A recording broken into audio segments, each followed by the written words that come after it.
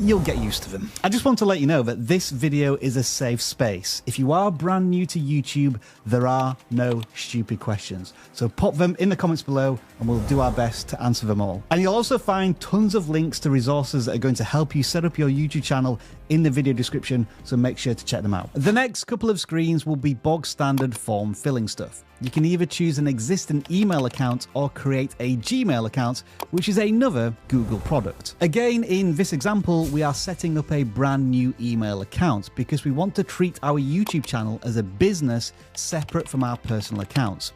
There's another important reason coming up why you should do this. As for your account password, yeah, that's something I can't directly help you with. Just make it a little more secure than this. You may also be asked to verify your account with a phone number.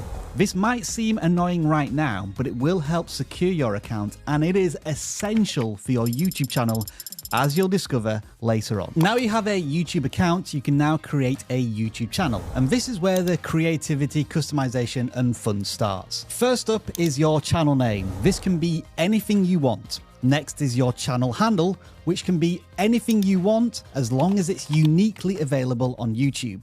No two handles can be the same. And this isn't a permanent commitment to either. Both can be changed in the future if you need to. You will need to upload a profile picture next, which will be a round shape on YouTube. So find something appropriate, silly, or just damn cool. So channel name and channel handle.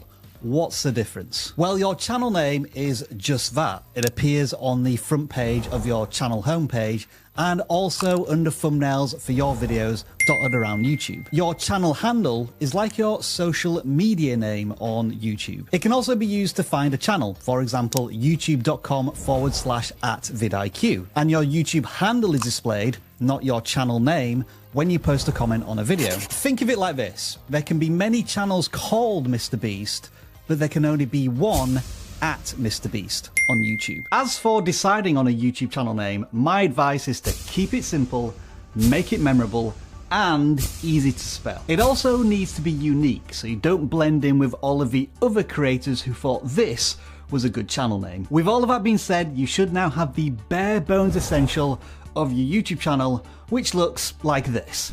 Yes, not much to look at right now, but you do have a new and important update under your profile picture, which is the YouTube Studio link. So let's head on over there.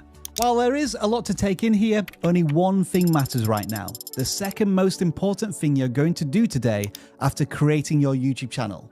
So go to settings, then channel, then feature eligibility. You must verify your YouTube channel to unlock mission critical features. Those being able to upload videos longer than 15 minutes and adding custom thumbnails to your videos. And just like last time, you'll need a phone number to do it. Verifying your YouTube channel is also the first step to unlocking advanced features, which will allow you to upload more content to the channel and monetize it in the future. But let's worry about all of that tomorrow, all right? Next up, we need to take a look at all of the essential channel features that if you get right now, you can pretty much set and forget. So go back into the settings, and this time you want to go to Upload Defaults and then check out Visibility.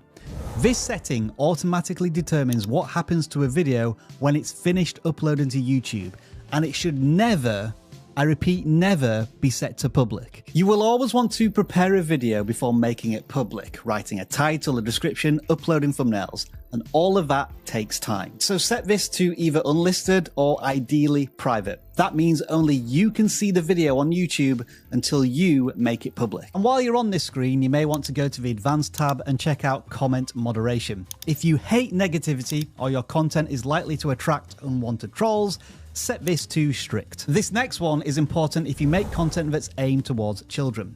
You'll find it under the advanced settings of the channel section. You must declare if the content is made for kids, as YouTube got in a lot of trouble over this a few years back. The result of this massive fine is that YouTube is now very cautious when it comes to content made for kids. If you incorrectly state whether or not your content is made for kids, you could get in a lot of trouble and your channel could be terminated. Now, whether or not you make content for kids, if you don't answer this question here, you'll have to answer it every time you upload a video. So it's best to set a default answer here after you've read all of the help articles on this topic. One last thing to mention in the settings for now, and that's permissions. This allows you to invite people to help support, maintain and manage your YouTube channel. You can assign people different roles on the channel, and the key to these permissions is that they only have access to your YouTube channel, not your entire Google account. Let's work on this positive assumption, shall we? Your YouTube channel is going to be a success. In the future, you'll have people helping you run your channel, and you'll have lots of people wanting to contact you. And that's why we recommend setting up your channel as a business with digital separation from your personal accounts. And now we're going to show you another reason why you need to be security conscious as we explore a little bit more of this YouTube studio. Head straight on over to the customization screen and click on the basic info tab. As mentioned earlier, you can change your YouTube channel name and handle, and this is where you can do that. But more importantly right now is your contact info at the bottom of this screen. This is an email address, but is publicly displayed on YouTube. So whatever you do, make sure it's not the same email as the one you use to log into your YouTube channel. Because basically, if you do that, half of your security is compromised. What the hell? Let's get back to some proper channel setup now with the channel description box that's on the same screen. When people visit your channel on a desktop browser or through the YouTube mobile app, they'll see the first 80 or so characters of your description, so make it count. Our advice is to don't waste these important lines talking about yourself. Instead, talk about the value you're going to deliver to the viewer. And then flesh out the rest of the description with keywords that will help YouTube to understand a little bit more about your channel. Back to more visual elements of the channel now in the branding tab. You've already uploaded a profile picture, now for your channel banner. Don't overcomplicate your banner. It needs to communicate to the viewer as quickly and as simply as possible if they are in the right place or not. Use objects that relate to your topic. Think about a color scheme and design style that will match your thumbnails to build branding, and create a memorable slogan or value proposition that speaks the language of your target audience. A basic principle to follow for your channel as a whole, and with every single video you make, is this. You want to get the viewer to say to themselves as quickly as possible, "Ah, this channel or this video was made for me." Go on, admit it, you felt like that, haven't you, when you've watched certain videos on YouTube from your favorite creators. And your channel banner represents a good opportunity to put this into practice. Something that you do need to be aware of with channel banners are the dead zones where the edges will get sliced off in the YouTube mobile app. So keep everything important centered in the middle of a channel banner. When you upload a banner, it will show you how the banner will look on different devices. And as you can see in this example, some graphics will be invisible to those looking at the channel on a mobile phone. Below the channel banner is the video watermark, and we're going to keep this really simple and give you this one to use. It appears in the bottom right hand corner of the screen and is a call to action to subscribe to your YouTube channel. It's quite an old, outdated feature at this point, and you don't get that many subscribers from it, but it's linked in the description if you want to download it. To round off the customization screen, we have the layout options, but since you haven't uploaded any videos yet, there's nothing to lay out yet. So instead, I'll mention the next screen in the menu, which is the audio library. This will give you access to free music and sound effects that you can download and use in your videos without worrying about copyright claims. Another screen many of you will be keen to look at is the Earn screen. This will show you everything you need to know about monetization, including those all-important requirements. It will track your progress to these milestones and notify you when they are reached. Also note, there is another security feature here that you should turn on, and it's two-factor authentication. You'll need to have it on to monetize your channel. Now, there is a relatively new threshold for monetization that requires less subscribers, less watch time, or less shorts views, as you can see on screen now. But this lower tier of monetization does not unlock ad revenue for your channel. That, my creator friends, is a whole video in itself, which we've already made on the channel. As for everything else in the YouTube studio, content management, analytics, and video comments, well, there isn't much to see yet, as it all depends on you taking that big, creative leap of faith and making a video.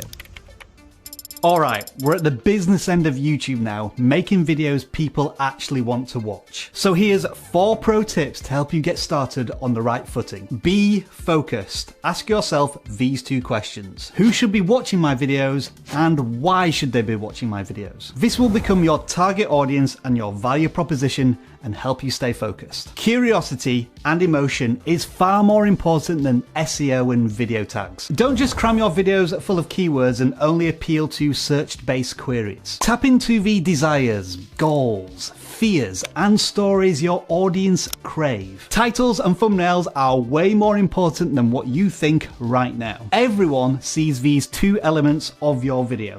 They are the packaging. So spend time on them, and if possible, create them before you even start your video. But most importantly of all, get creative. Stop watching videos about YouTube and start YouTubing yourself. You need to discover whether or not you like making videos, and I can assure you that in 6 months' time, you'll look back on your first videos and cringe. And that's a good thing, because you'll be a far better creator because you got your hands creatively dirty. I'll put it to you like this: nothing beats experience. If you do want to delve more into the creative side of things, we do have this complete beginner's guide to YouTube, which